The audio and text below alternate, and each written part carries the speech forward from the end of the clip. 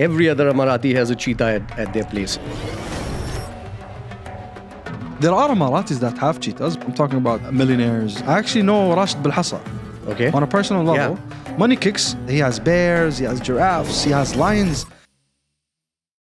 One more perception that people have about Emiratis is every Emirati would have a supercar. Like anything above $500,000 dirhams. Wow. Emiratis have a thing for special plates. We were inspired by the sheikhs. We always like what our sheikhs do. They buy a plate that costs... Plate numbers are actually an investment. And they're a little scared getting close to Emiratis. Emiratis are the most approachable people in the UAE. This is the first time on the podcast you're sounding agitated about it. Do you take this very personally?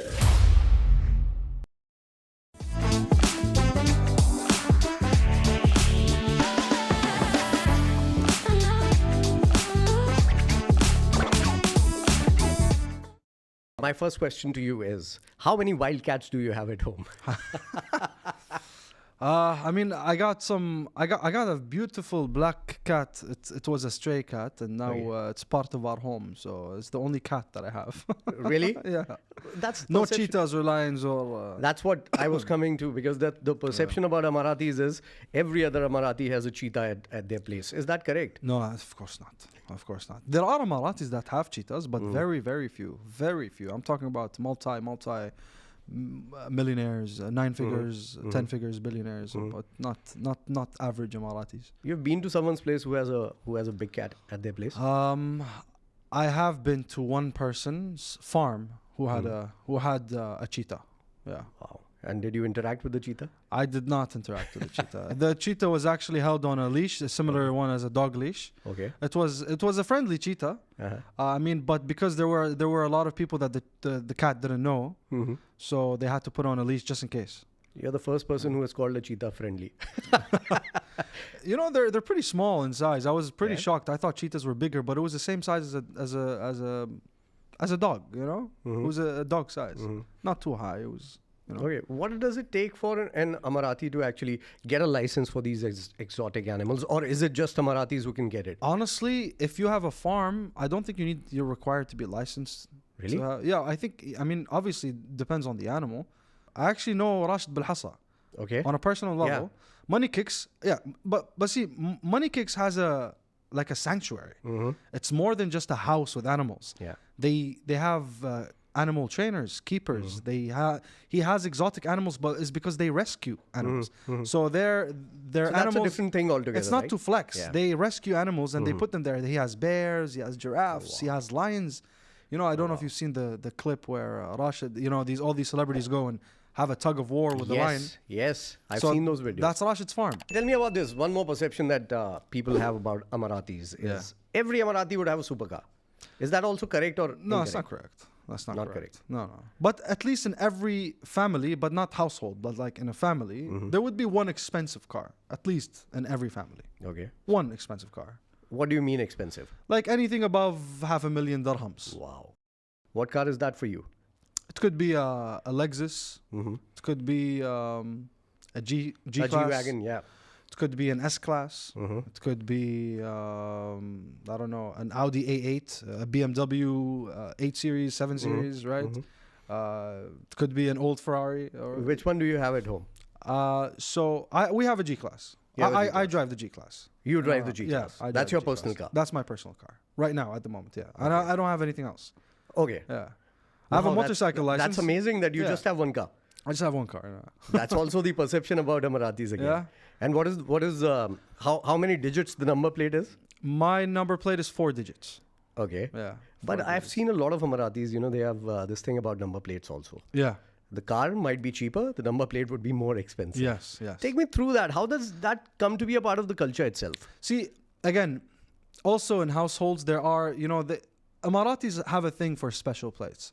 It's not necessarily they buy a plate that costs millions of dirhams or hundreds of thousands, but they would spend a couple of thousands on a nice plate, like a 5-digit plate with a code A, or a 5-digit plate with a code B, C, D, and it has like a the same digit would repeat 3 times, like 66601, for example. You know? 786 is also one of those numbers. 786 is a 3-digit. That's actually in hundreds of thousands. Wow. That's more expensive. But a 3-digit would not exist in every Emirati household, no. Okay. Not every Emirati household. I always thought that... I'd say 1 out of 10, maybe. Really? Yeah, but that also could be... I'd say 1 in every 15 or 20 household would have a 3-digit plate. I always thought that every Emirati household would at least have a 3-digit, maybe even a 2-digit. No, the majority does not, no. But they have nice numbers, but not ultra expensive. But good numbers, up to 20K a number, 40K, 50K a number. But not all households have that hundreds of thousands of, you know. How much was your number plate for? See, I bought my number plate in 2021. I can say my plate number. My plate number is 4404. Oh, that's a good plate number. It's good. I bought it for back in 2021, like right after COVID. I bought it for 75. Today, it's more than 150,000. Wow. Yeah. So plate numbers are actually an investment. Yeah, that's sort But of I'm an never going to investment sell this plate. I'm never going to sell it. It's mine. It's my first special plate. I'm keeping it, you know? So that means it is not an investment if you're never going to sell it. Well, maybe one day my kids will inherit it. So it's always an investment. It's a legacy. It will be a legacy. It is a legacy. But I really want to know, what is it behind having those number plates, apart from the investment part that you were talking about? We were inspired by the sheikhs. Okay. Sheikhs have nice number plates. Yeah. We always like what our sheikhs do. So I've seen the inspired A1. us. I've seen the A1. The A1. The A1 is actually... A1 does not belong to the sheikh. Sheikh's plate has no code. Oh, wow. His plate is just Dubai 1 with no A. A1, actually, I'm not sure if I'm allowed to say this, but A1 belongs to a family, and out of respect for the sheikh, they don't drive it. It's not even in the country, they drive it abroad. Wow, that's great. Yeah, out of respect for Sheikh Mohammed bin Rashed. A1, because that number technically exists. Yes. But it's not in the system, out of respect for the sheikh, because the sheikh drives the number 1. So that plate is somewhere else in a different country. Well, that's absolutely amazing. There's also one more perception about Emiratis. When people approach them, they think that Emiratis are unapproachable. I mean, they're a little scared getting close to Emiratis. That is the sort of perception. You know, it's non-Emiratis are the most unapproachable people in the UAE. Okay. Non-Emiratis. Okay. Emiratis are the most approachable people in the UAE. I honestly. agree. I swear to God. I'm going to put a stamp on this. I agree. If something happened to you, God forbid you fall down, you drop your phone, they will be the first people to run after you to help. They will be the first. Actual people that are locals, by locals I mean both citizens and expatriates that live here, the locals of the UAE, they are the most approachable people, actually. Yeah, that is absolutely right. I agree. It's very ironic. If I see a family, an Indian family, in a mall, 2 Indian families, I would know if these are tourists or if they live here. Okay. Just by looking at them. Okay. How they dress, how they walk, how they talk. What is the difference between the two? It's unexplainable, but you know what I mean. Even when I see white people, I know if they're expats or if they're tourists. I would tell immediately. Maybe they are imbibing the culture. For example, I've lived here for a long, long time, since 2008, more or less. I would know. You can tell. So you could feel I while could meeting feel me? if they are tourists or not tourists. But when you looked at me, did you feel it that I've been here for a long time? Of course, yeah. Because you're dressed up corporate. Tourists wouldn't be corporate. You know, they wouldn't come here in ties and suits. And they'd come here in very flashy clothes. They'd come here in gold Dolce & Gabbana glasses, wearing fake chains. Sorry, not fake, not all of them. Rolexes that they bought from Karama, like stuff like that. Yeah. Have you ever bought a Rolex from Karama? I did. All of us have at one point of time. All of us have. I did bought. I don't even know where it is. Absolutely. I lost it, man. I bought the Rolex from Karama back in the day, man. I'm talking before 2010. I bought a Hublot as well. Yeah? Yes, I did. What are you wearing now? This is a Maserati now. Okay. All right. So I come back to origin. That's not from Karama. Yeah, absolutely. This one is not from Karama. Okay, you were talking about how Emiratis have been very good. One story that I remember here. One day I was getting my tank full, and I was at this petrol station. I don't remember where it was, but there was a time when it came out, that you had to fuel your own car. Remember that time about 8-9 years back, there was a time when the rule came out that you have to fuel your own car. Yeah. Remember? Yeah. And if you want the service, you have to pay 10 dirhams extra, yeah. right? So I was fueling my car. I kept my wallet on top of the car. I completed the fueling. I paid for it, and my wallet was still on top of the car. I drove in the car, and I was going on the road. I was almost on the road when someone from the back was honking at me. It was an Emirati person. And I was like, what did I do to offend him? You know? And I'm like, I am turning my window down and I'm like asking like this, you know the hand gesture, like this, what happened? So then he comes closer and he says, Habibi, you'll lose your wallet. What are you doing? And I was like, oh, thank you so much, brother. Thank you so much for this. And then I got out of the car. I shook hands with him. We talked for like 10 minutes there. And I unfortunately don't remember his name anymore. It was, 10 years back, I believe. Yeah. But that is the kind of people that Emiratis are. And it's great. We see whatever is going on in the world right now in different places. I don't want to name the places as of now. But people want their own people. Yeah. Here, the way Emiratis treat us expats, I mean, it's wonderful. It's loving. I'm getting goosebumps while talking about it. Man. Look, we're not upset because we've already been given too much. Mm-hmm. If you go to certain countries in, let's say, Europe, they are very upset at the non-citizens that live there. They are they're so against immigration. Yes. They're against immigrants that live there. You know, like Spain had a protest against them. In Germany, the Germans had a protest against immigrants. In Tokyo, they had a protest against their immigrants. We will never protest against that because we're happy. We already got everything we wanted from the sheikhs, from the government. They gave us everything we want. You know, maybe other places, because these people, they pay 40% tax, man. They're very, very like, absolutely, they're in big trouble, you know. The wages are bad. They pay 40% tax. The immigrants get refugee money, stuff like that. So it's like there's so much commotion in Europe and in other places around the world. But over here, we're chill. We love the immigrants here. We want them to stay. They made this country thrive, honestly. That's one of the sweetest things that I've heard in Emiratis, really. Honestly. And, you know, there's a lot of like misconceptions online that, you know, us Emiratis, we treat people from India very badly. I don't think so. I'm from India. I believe that there are a lot of people from India that get treated very badly. But it's not the country's fault. We are only 11% of the whole country's population. That is correct. You know, whoever is treating them badly is not necessarily the government or not necessarily an Emirati or not necessarily works for a construction company that is owned by an Emirati. All the stuff that happens to these laborers are not the country's fault. They are taking action once they get reported, you know. If there are multiple reports, the government tries to take action. I worked for Wasl Properties. It's a semi-government real estate entity. I used to work there. I love Wasl, by the way. Okay. Yeah, I love Wasl. In Wasl, we built labor camps. I visited the labor camp. I was an internal auditor there. I had to visit the labor camp. I had to do a site visit, part of one of my auditing processes.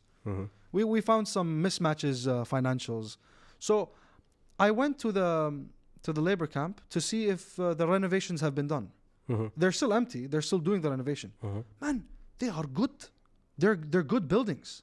Yeah. They are very good buildings. The kitchens are in top-notch condition. Everything is brand new. The very big windows for a lot of light to come in. Very high ceilings. Okay. Only 4 beds are allowed. And then I look at other videos. They're cramped up and a very, very... Who put you there? Tell us. Don't show it online. Tell us. We will help you. Yeah. Who put you in that room? Because where you live is not allowed. How you live is not allowed. Yeah. You know? And all these people that do this subleasing in all these apartments, they make these foam board walls where they make like a... The government has been taking action against They're them taking right action now, because they go like, oh, look, this is how I'm living in Dubai. Man, you chose to live there. Yeah, correct. It's you're paying 1,000 dirhams a month to live there. For 1,000 a month, there's better places to live. Absolutely. I swear to God. Absolutely. So, you know, it's really tough on us. We look at Indian people as people that have had major contribution to building this land. They built everything that we have. Rupee used to be the currency here at one point of time, yeah? Yes. And a lot of old timers, they still say rubiya Yeah.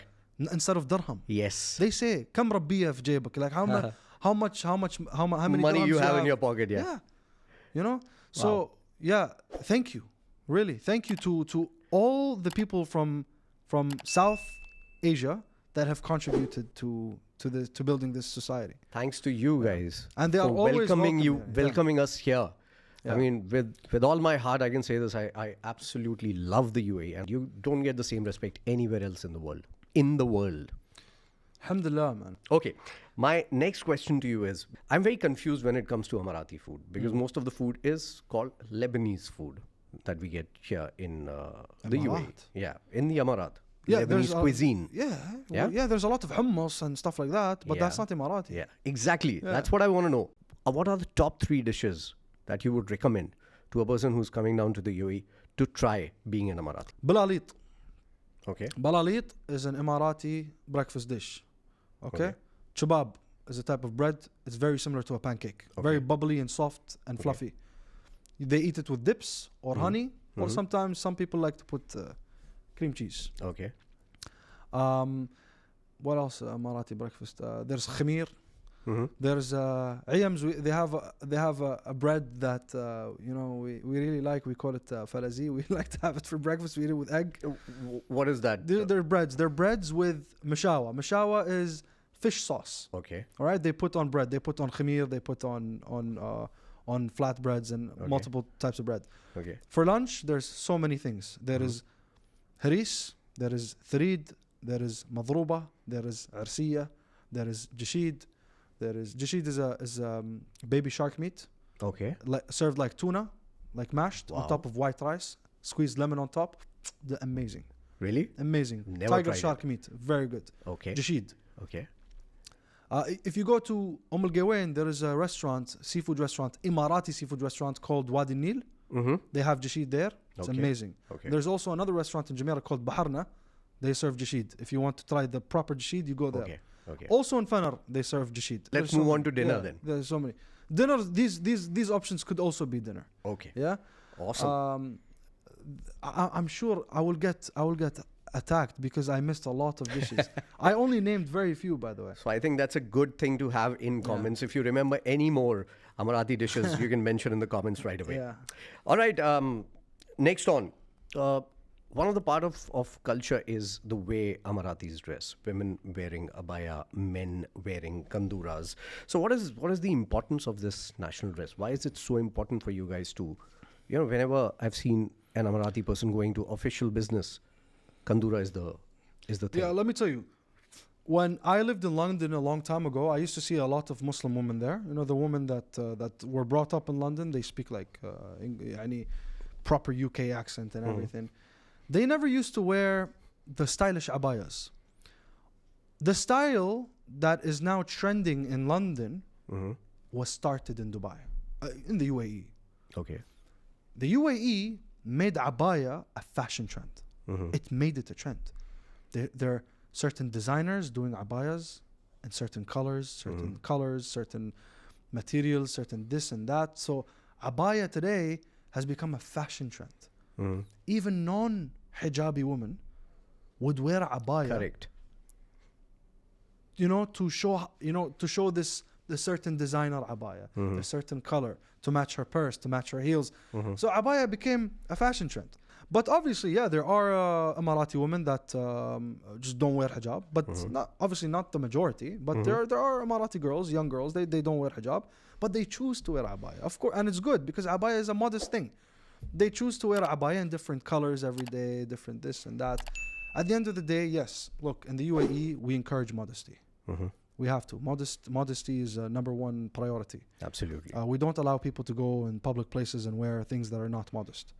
If people want to be unmodest and be half naked, they can go to the beach. They can go to pool parties, beach clubs, nightclubs, bars. They can go wear whatever they want in these places. They are not allowed to wear these things in public places because not only are they offending Emirati people, they're offending all people. They're offending non-Muslims as well because there are Christians that are modest.